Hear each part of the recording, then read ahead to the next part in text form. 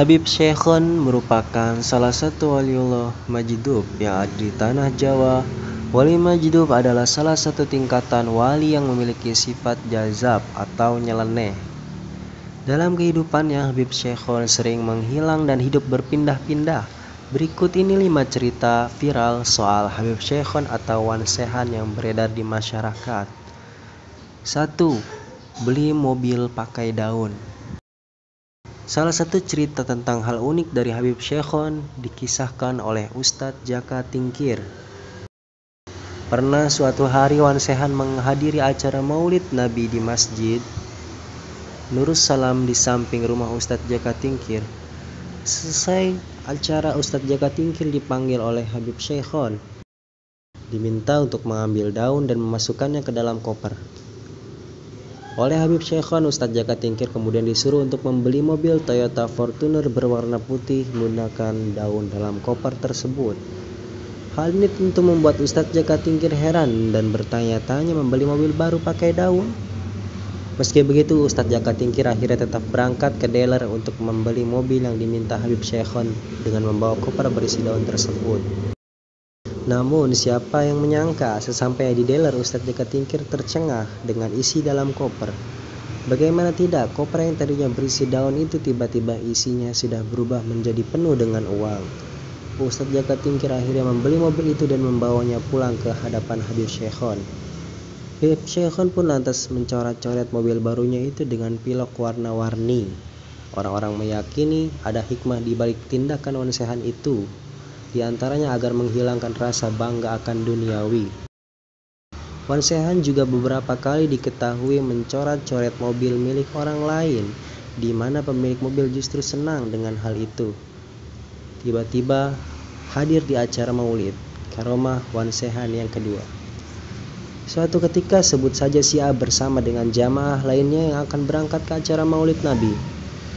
Ia bertemu dengan Habib Syekhon dan lantas menyapanya serta mengajaknya untuk ikut berangkat ke acara Maulid tersebut. "Habib, ayo kita ke Maulid, nanti kemalaman," kata si A. Habib Syekhon justru menjawab ajakan itu dengan marah-marah. "Sudah sana berangkat, Kiai, ente aja duluan. Nanti ana nyusul, berisik aja loh," jawab Habib Syekhon.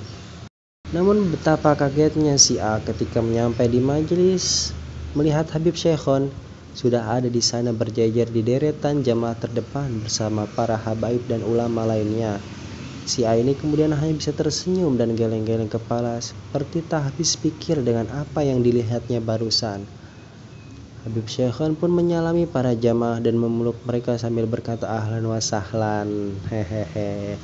Barokah, afwan, aneh sampai duluan, ente belakangan. Semuanya ayo mari, tafadhol," kata Habib Syekhon. Karomah Habib Syekhon yang ketiga datang ke rumah seorang keluarga miskin. Habib Syekhon pernah disebutkan pernah tiba-tiba datang ke rumah sebuah keluarga miskin tanpa permisi. Ia langsung masuk ke dalam rumah dan langsung menyantap makanan yang ada di meja makan rumah itu.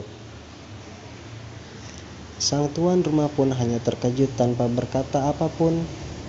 Orang asing yang masuk ke rumahnya tidak diketahui. Usai makan, Habib Syekhon pamit dan mengucapkan, "Terima kasih ya, assalamualaikum."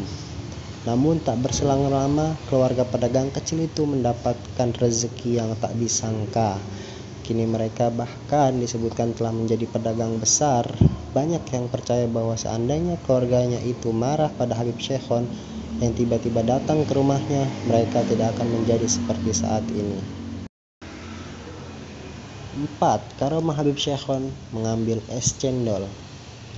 Pernah suatu hari seorang penjual es cendol di Madrasah Al-Watoniyah, Klender, Jakarta Timur mengalami hal unik dengan Habib Syekhon. Habib Syekhon mengambil segelas es cendol yang dijualnya tanpa permisi dan tanpa bayar. Penjual es cendol ini hanya bisa geleng-geleng kepala dan tanpa berkomentar apapun.